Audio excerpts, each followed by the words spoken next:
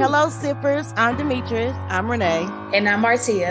And this is Sippin' on Wine, a true crime podcast. Hey, ladies. Hey, ladies. Hey, sippers. How y'all doing? All right. I am here. Another True Crime Tuesday. That's good. Yeah, our favorite day of the week. It is. Okay. So let me let the sippers know, although we are a true crime podcast, we also discuss many other topics that might interest you. So please make sure you keep listening after our case discussion, because we have a few other segments you don't want to miss. That's right. So, ladies, before we go any further, let's jump into our drink of the week. This week's drink of the week is called Texas Ranch Water. It is very light and tasty, and it only requires 3 ingredients to make it. And as always, sippers, we will list the ingredients on our social media. So please, as Renee and Martia say, tag us. Tag us, please. We need to see some tags going on. Yes, this is a good one. I had never even had this until today, and I love it. It tastes really good. So make sure y'all tag us, sippers. Right. Please tag us. Before we begin speaking on this week's true crime, we want to acknowledge the people that these crimes have left a lasting impact on. We also want to send our heartfelt sympathy to not only the survivors, but also the loved ones and friends of all victims we are about to discuss in today's episode. So today's case is going to take us, ladies, to Converse, Texas. Oh, I've never heard of Converse, Texas. Mm-hmm. Me either. Right. And I didn't even notice that, Renee. What, Converse, Texas? Well, the Texas and the drink. She was saying the theme. Yeah. Yes, I tried to keep with a little theme going on. Okay. Thanks, ladies. Look at y'all. Mm-hmm. But first, I want to share this small detail. Texas is currently one of the 31 states that offer the life without parole option. From a 2018 article I found online, less than 1,000 people are currently serving life without parole sentences in Texas criminal justice. More than 200 inmates are in their 20s, more than 300 are in their 30s, and almost 67% of the inmates receiving life without parole are relatively young. Yeah, man. Those are some sad statistics, man. Right. So this article also stated that the positive effect of life without parole is that fewer offenders are sentenced to death, in which Texas leads in the death penalty. As of June 2022, there are 194 inmates on death row in Texas. Did y'all know that? My goodness, no, I had no idea. Right. You remember we've been talking about death row in some of our current cases. Yep. So to have 194 inmates just waiting on death row, that's a lot of people. It is. Now let's dive into this week's case. We're going to discuss the true crime of Theresa Tolliver. Y'all ever heard of her, Theresa Tolliver? I've never heard of that name before. I haven't heard her name, no. Derrick Tolliver was born on September 15, 1960. He grew up in a working class suburb of Gary, Indiana. He was born into a very large family. Derrick was known to be a gifted, daring, fun, and loving child. He was also very popular growing up. At the age of 18, Derrick was given a choice to attend college or go into the military. Derrick chose the military and enlisted into the Air Force right out of high school. At his first military base in Southern California, he met a beautiful young woman named Theresa. There isn't much personal background information I found available about her childhood, but Theresa grew up in the military town of Victorville, California. And at the age of 17, she would have an unexpected pregnancy. In 1980, Theresa gave birth to a little girl who she named Hazel. Theresa was struggling being a new mom, but worked hard to make ends meet. Fast forward to just 2 years later in 1982. At 19 years old, Theresa met a 22-year-old, tall, dark, and handsome young man named Derrick Tolliver. The pair instantly connected and fell in love. Derrick not only took on a father role in her daughter's life, he made it official by adopting Hazel. Derrick and Theresa were so in love, the couple married in 1983. The pair decided to grow their family by having 2 boys together, Donald and Derrick Jr. Like the typical military family, they constantly moved from place to place. Although they wanted somewhere for their children to grow and to have a stable home, in 1996, Derrick received a commission at Randolph Air Force Base, relocating his family to San Antonio, Texas. Have either of y'all been to San Antonio, Texas, or any part of Texas? I haven't. You said you were born in Texas, Renee? Mm-hmm. Fun fact. Okay. You didn't know that? I know. I always connected you to LA. I never knew you was born in Texas. If you told me, I forgot. Wow. What part? Ooh, that's not the fun part. See, okay. I was born in El Paso, Texas. Oh. Really? Way west Texas, like the western tip of Texas. That's where El Paso is. But wow, now that is a fun fact. Okay, sippers. But I do want to visit Dallas and Houston. I've never been there before. I do too. And I have family in Texas. And I really want to go. Okay. Right. This giving them a permanent place to raise the kids. This new transition also became the beginnings of their marital problems. Theresa was struggling with motherhood. All of the things she normally did as a wife and a mother, she was lacking on, like cooking, cleaning, and taking care of the kids. She became isolated and even stopped taking care of herself. Derrick noticed and stepped in to help with the kids, the cooking and the cleaning, but doing so sometimes caused a little bit of strain on him and within their marriage. In 1997, Derrick was deployed to Bosnia. Although their marriage was rocky and Theresa was not quite herself, Derrick was hoping his deployment would change things, forcing Theresa to step up to the plate while he was away. In December of 1997, while Derrick was over in Bosnia, their daughter Theresa Tolliver found herself in serious trouble with the law. She was sent to prison for taking another person's life. She was convicted of murder and sentenced to life in prison. This news devastated Derrick and put him into a deep depression. He was not himself for months. He tried to be strong for his family, but it only made the couple drift further and further apart. In 1998, both Theresa and Derrick decided it was best to separate. But months later, after 15 years of marriage, Theresa Tolliver would petition for a divorce. During this time, the court issued a temporary restraining order, which prevented either of the parties from entering the other one's home without permission. It also prevented either party from changing the beneficiary on his or her life insurance policy.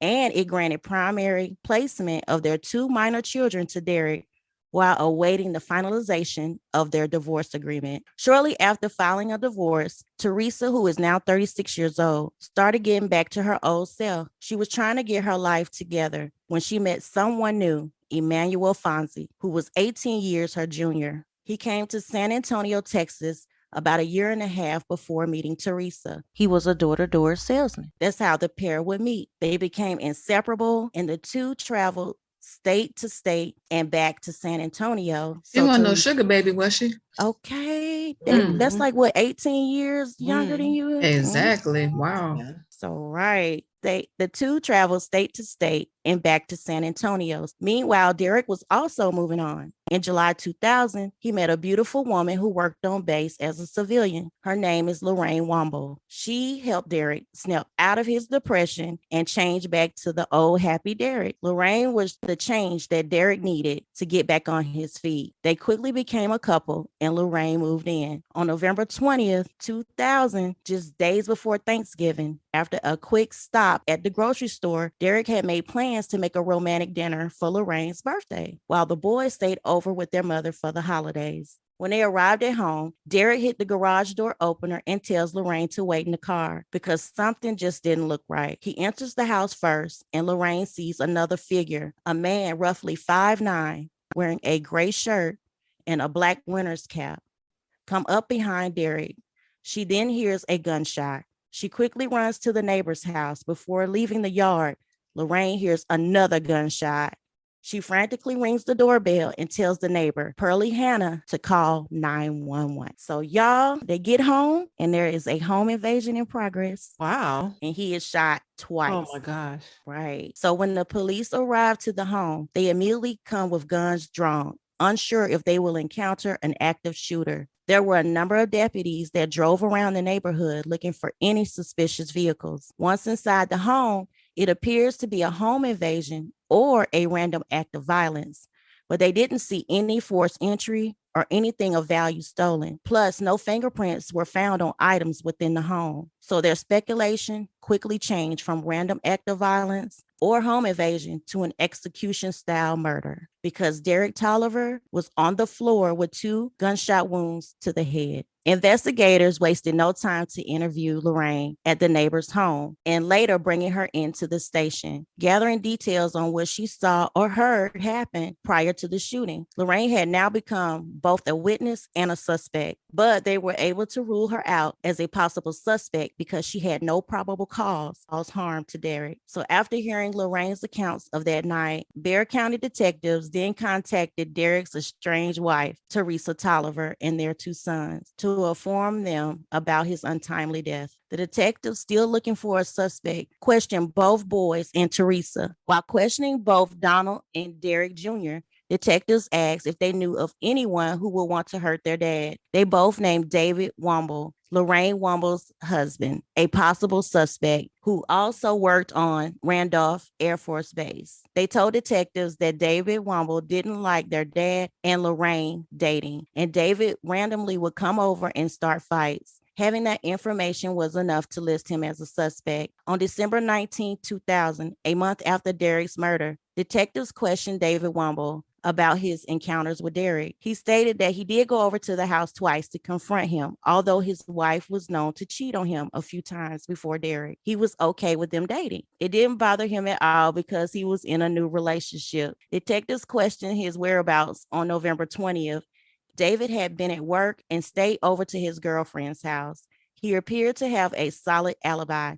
The girlfriend also confirmed his story, leaving detectives with no choice but to remove David Womble as a possible suspect. Continuing to circle back through the neighborhood to see if the neighbors could recall hearing or seeing anything that day, Pearlie Hannah's son gave investigators the push they needed to move forward. He told them he saw Theresa and the boys on November 20th with Emanuel, Theresa's boyfriend, and a guy he never saw before. He had asked them if they could come over and play, but Theresa explained to him they were just there to get clothes and leave. He watched as all of them entered the home. They stayed for approximately 30 minutes and left. So do y'all remember me saying that in their restraining order that no one could go to the other one's house without them being present? Yes. So that's deep. So you take your boys, and 2 men into your soon-to-be ex-husband's home without him being there. And 2 men. Not right. Wow. 2 men, right. So Pearlie Hannah's son was not the only witness to the events of that day. Another neighbor named Stephanie came forth with valuable information, stating that on her way home, she saw Theresa's Oldsmobile flying past her at 8 p.m. with 2 black males driving the car, and Emanuel Fonzie was the driver of that vehicle. The next morning, detectives go to Theresa's apartment to find both men, Jeremy Farr and Emanuel Fonzie, at the apartment. They questioned Jeremy, wanting to know what brings him to Texas, since he had recently arrived from Arkansas. He explains he was invited by Emanuel and Theresa to sightsee San Antonio, and he was looking for a job. Sounding a bit suspicious, detectives decided to question both men separately to see if their story would stand. Both men claimed that on November 20th, 2000, they went to Derrick's house with Theresa to pick up clothes for the kids. They dropped off Theresa and the boys at home and went for a guys' night out to explore the city. They played basketball and went bowling and returned home around 8 p.m. that night. To further prove he had nothing to do with Derrick's death, Emanuel Fonzie offered up his apartment to be searched. The detectives searched thoroughly, but found no concrete evidence to place either of the men at the crime scene. By detectives not having any concrete leads and no suspects, the case seemed to go nowhere. But not giving up, investigators decided to dive deep into Theresa's background. They noticed that Theresa was struggling financially, and her boyfriend, Emanuel Fonzie, had a limited education to hold down a job. Theresa was bouncing checks and had limited money coming in. So investigators came across documents that show insurance money was due out to Theresa Tolliver in very large amounts, totaling over $600,000. This is where it all goes wrong. For that money. That's a large sum to receive. Yeah. But check this out. In order to receive any payouts or any payments On the insurance policy and the benefits due to her, the divorce could not be finalized. There it is. Here are the events that unfolded on November 20th, 2000. In the fall of 2000, Theresa and Emanuel hatched a plan to have Derrick murdered before the courts approved the divorce settlement on November 27th. And Theresa would no longer be the beneficiary of the life insurance policy. So if the divorce is finalized, he had her name removed, y'all. Just a little insight. So she got to make sure that things go in her favor. So she wasn't even on there anymore. Once the divorce was finalized. Okay. Yeah. It gets dirty. Because before the divorce proceedings, Derrick Tolliver changed the beneficiary over to his children, in which Theresa would be removed from collecting any money from the insurance policies and from the military benefits once the divorce was finalized. While planning this murder to hire plot, the pair hired Emanuel's friend, Jeremy Farr, who lived in Arkansas to commit the murder. Emanuel called Jeremy, telling him he had a lick or a job for him. The two exchanged several phone calls, and Emanuel promised to pay Jeremy $50,000 to travel to San Antonio, Texas, and take out Derrick Tolliver. Emanuel sent him a bus ticket from Arkansas to San Antonio. When Jeremy arrived a few days before on the 17th to go over the execution plan, Emanuel explained to Jeremy it had to be done before the divorce was finalized, and he would pay him, quotes, when the check come in, end quote. Jeremy would then meet with Theresa, who confirmed she wanted her husband dead. On November 20th, 2000, around 2 or 3 p.m., Theresa would take them into Derrick's home under the pretense of getting extra clothes for the boys. But check this out. Derrick was not at home, and she was not supposed to be anywhere near the home without him present, per the restraining order issued by the courts. During the testimony of Derrick Jr., he told the courts he was told to use a butter knife to open the door. They used his son, y'all, to break into the home. That's dirty. So that the mom wouldn't leave fingerprints and the two gentlemen would not leave fingerprints on the door. It makes me sick when people get their kids involved in these crimes. Right. No matter how old or young, it's just sickening. Exactly. Your own kids, your kid. Theresa would mastermind the whole setup, telling the men where to hide and how to enter and exit the yard, and instructed them on where to park the car during the murder. She even went as far as to show the men what Derrick's car looked like and where his job was located at Randolph Air Force Base. So you giving them all these personal details to make sure you take him out. That evening, the men did everything Theresa told them to do, from where to park the car, how to enter and exit the yard. They even entered through the window as she wanted. As a last-minute decision, they ransacked the house to make it appear as though it had been burglarized. When Derrick entered the house, Jeremy walked up behind Derrick and fired 2 shots to the head, killing him instantly, with the second one being at close range. But Jeremy realized after shooting Derrick, someone else was there, and the 2 men made a quick escape. After the murder, Emanuel sent Jeremy back to Arkansas.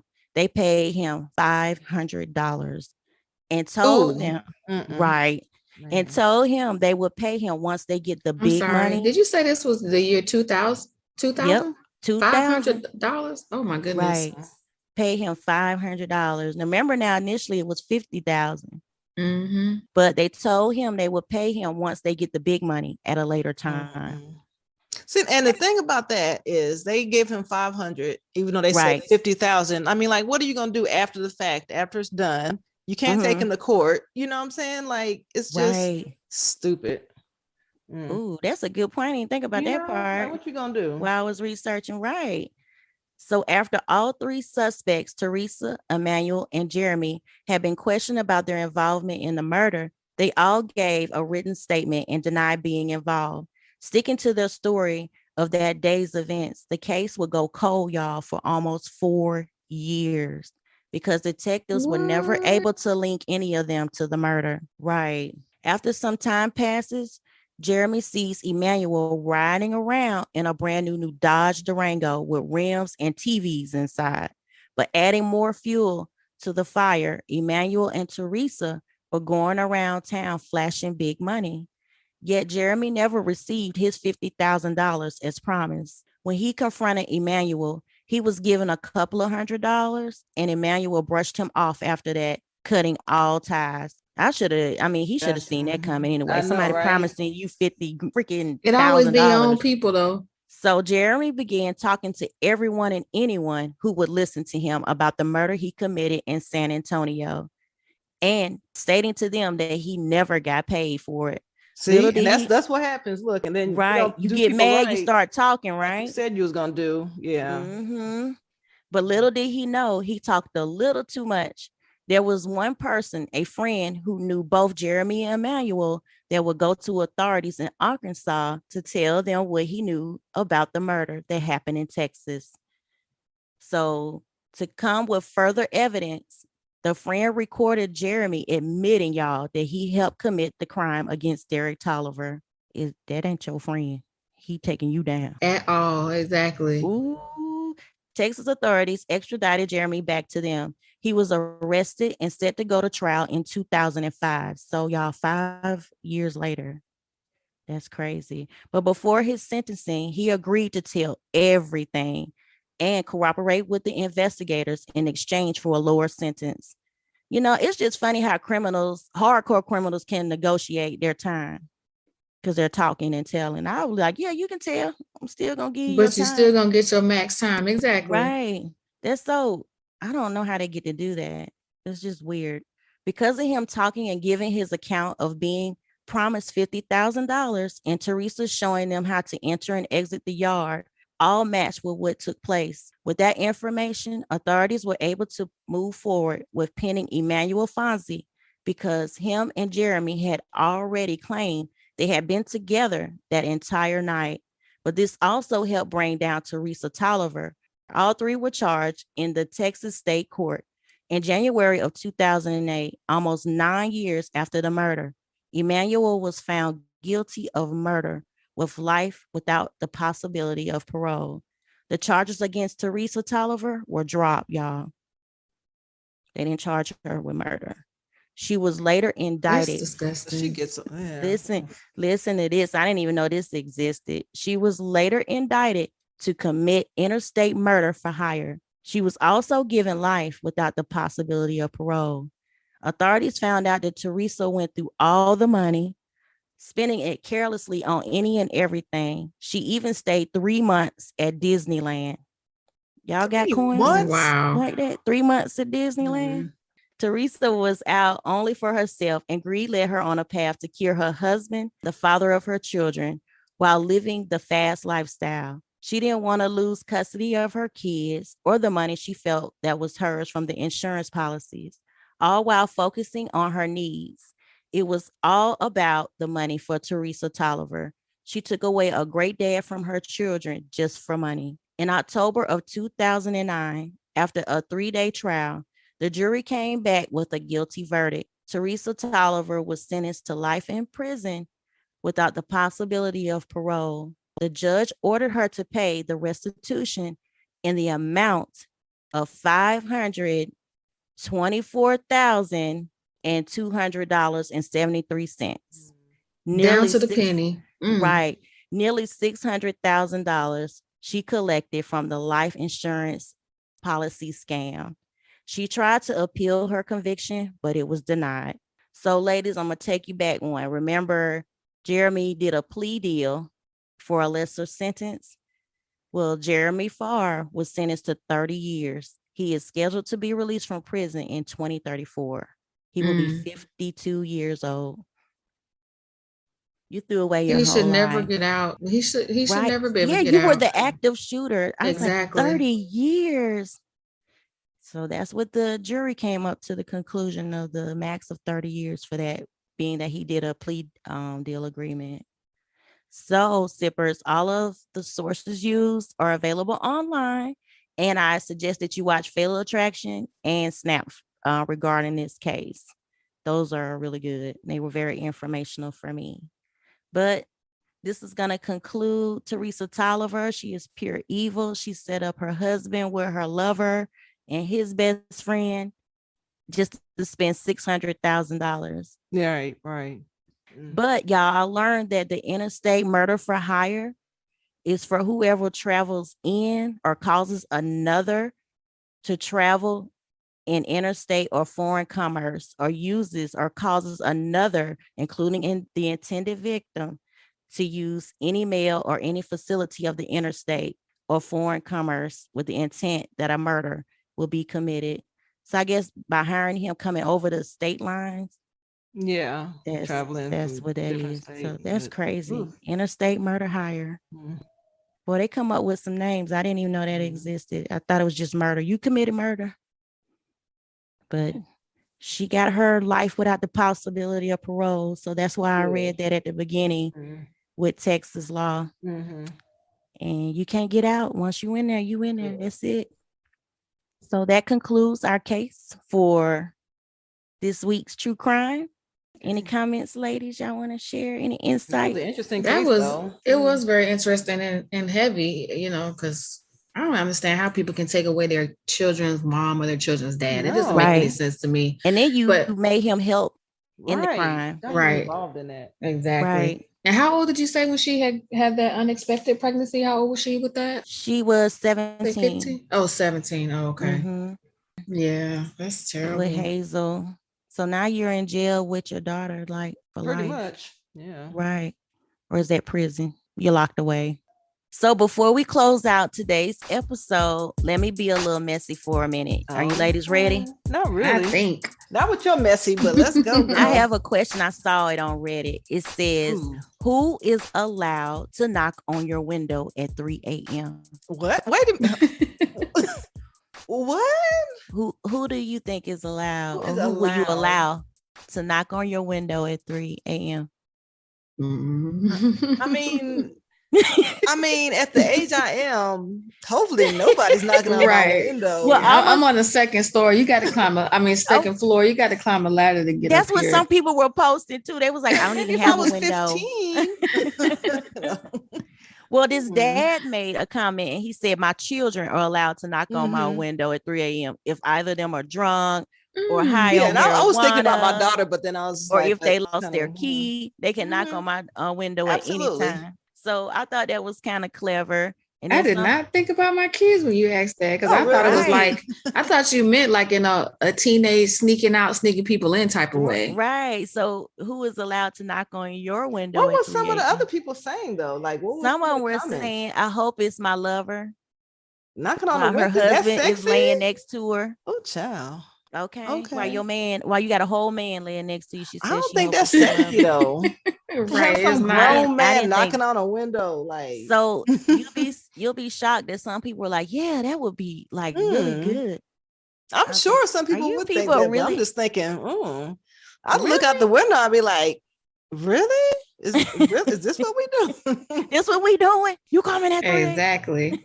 I would be embarrassed for him. Right. Some people said they hope it's their cat. Oh my gosh, that's weird. Okay. That was really weird.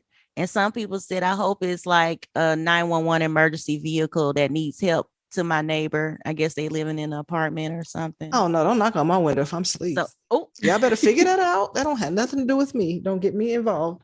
Is that me? Exactly. And then someone clever said, I hope it's the Grim Reaper knocking. What? No, that ain't me. Meanwhile, he had 1,000 thumbs down on that one. I mean, I guess I'll say whoever gonna knock on my window gonna be ready to get shot though too. Yeah, but I did agree with I'm too scary. Like, don't even knock on my window at all. My kids are gonna always have a key or a code to get in my front door.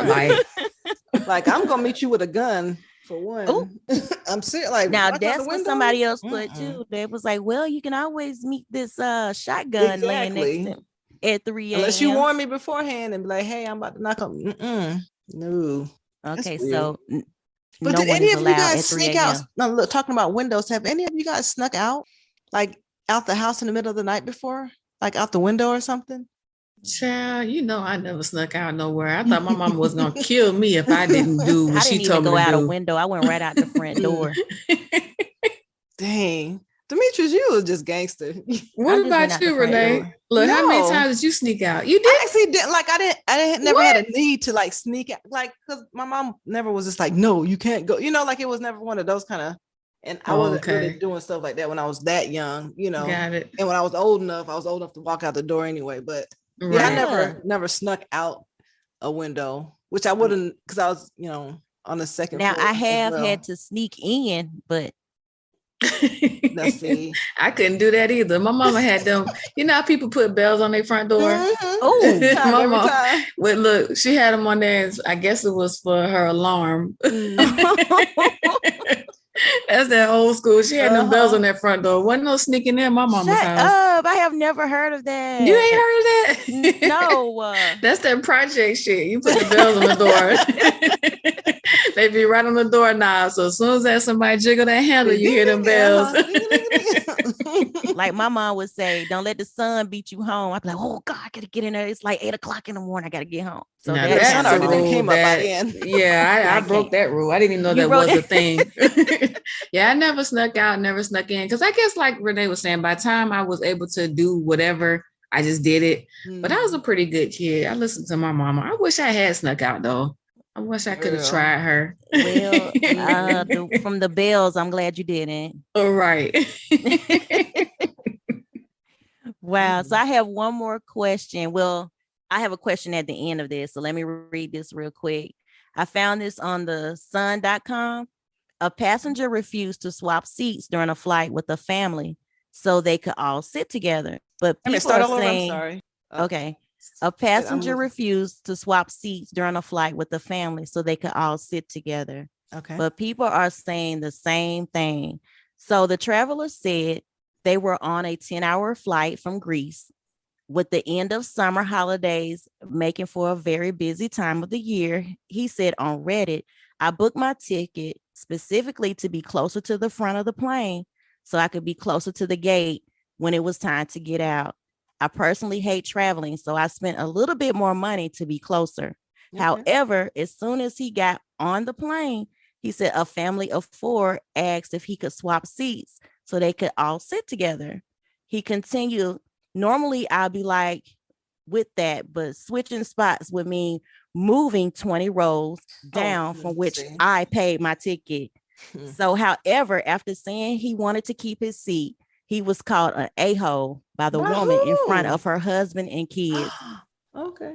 Adding that she ended up making a scene. The man continued, I said, maybe you should have booked ahead of time or spent more money on tickets so you all could sit together. This is not my issue. Grow up and get over it. And I'm not moving seats. End of story. He said, I sat down next to her husband and he apologized to me for her behavior and said that she hates traveling, but giving her the seat would have made things a much easier process. So the husband is telling him, if you would have just gave my wife the seat, it would have been such an easier process. So have you ladies ever gave up your seat? Nope. It's a sense of entitlement for me. Exactly. Right. But, you know, I've never been asked to give up my seat, but I was sitting here thinking, like, let's say if I book a window seat, I want to sit by the window. So I'm not moving. You know what I'm saying? I want to tell y'all a story. Mm-hmm. So coming back from Jamaica, this couple that was sitting next to me, the wife said, I normally sit in the window next to the window so I can take pictures and look out of it. I said, well, I paid for this seat specifically so I could look out the window and take pictures out of it. I'm not moving. So the couple proceeds to have this long conversation with me, and nobody of my friends heard this go on. So I was like, nobody don't hear these people talking to me. And was this coming back from Jamaica or coming going back from Jamaica, man? Because I sat in the row in front of you. I did not hear this exchange. It was a husband and wife. And she was like, well, can I sit there for like a moment? I said, that means I have to get up and give you my seat. And I'm not going to get up. And she was like, oh, as if. I said, yep. And I'm about to take plenty of pictures. Do you want me to send you one? Do you have your cell phone available? Do you want me to send it to, iPhone, your Droid? Which one? And she was like, I don't have anything else to say. And the husband was like, ma'am, she just normally likes to take pictures. I said, did you normally pay for a window seat? I mean, we had a whole conversation. So no, I'm not getting up. I agree with that guy. You should have paid more for your seats. And so the whole family can sit together. Exactly. Yeah. I wish somebody would ask me to move for them and then go 20 rows back Like, 20 rows no. back. Exactly. Like I would consider, like, I've never been asked, and I would consider, like, if I'm in, say, row 20 and window seat, and they want me to change to row 21 window seat, you know, like, I'm like, okay, if y'all want it, okay, whatever. that's an even exchange. Yeah, like I'll be cool with that. But to move, ask me and then to be mad, because no, that has nothing to do with me. You guys should have planned. You should have picked your seats. Exactly. Only thing I'm doing is if I'm gonna get up, it's gonna be for a standby seat to get a flight. Exactly. I've done that a time or two. Like, give me that free flight. I'll get off here. You know, give me that hotel stay overnight. I'm not gonna get up and switch seats with somebody, especially if I, like you said, you paid for a specific seat. No, we're not trading. So because you have a family of 4, I now need to move for your family. Yeah. Like, I wonder if it's people out there really nice. And then she cussed at him because he said no. Like, why do people take no as that being the mean thing instead of her just accepting that he didn't have to do it and being okay with that? To make it easier, if they want to go 20 rows back, how about the husband ask somebody who is 20 rows back and like, hey, do you want to sit 20 rows closer? Oh, yeah. And I will sit back here so I can be with my family. So, ladies, you don't feel he was wrong for not giving up? He was not wrong at all. One thing that people have a right to do when you ask them a yes or no question, they have a right to say no. And that's what he did. Right. And then why would you be mad about that? Would you mind giving up your seat, moving 20 rows back? Like, right. And he said he paid extra for that seat to sit up front. So. Even if he paid nothing for that seat, it was his seat. You know what I'm saying? Even if it was nothing extra and it was just this is the one that I picked. You know, yeah, no, I wouldn't even have to be like, well, because I paid for it and this, just no, find somebody else. Right. And then you cussing me out. That really solidifies my no. Right. Yeah. So, okay, sippers, this is going to conclude this week's episode of Sipping on Wine True Crime Podcast. So please make sure you share this episode with your friends and follow us on all social media platforms, so you can be the first to listen to the new episodes every Tuesday. That is right, sippers. Our True Crime Tuesday. All right, ladies, we hate to leave, but we gotta go. Bye, ladies. Bye, sippers. Bye, ladies. Bye, sippers. Don't forget to tag us. Oh, tag. Bye.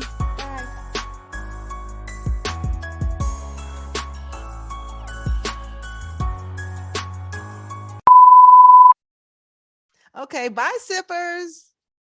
Bye. Bruh. Bye. Martia, you sounded like you weren't sure. I know. I wasn't, because that's not how we did it a second ago. We're fine with the first one. Just cut off my bye after yours.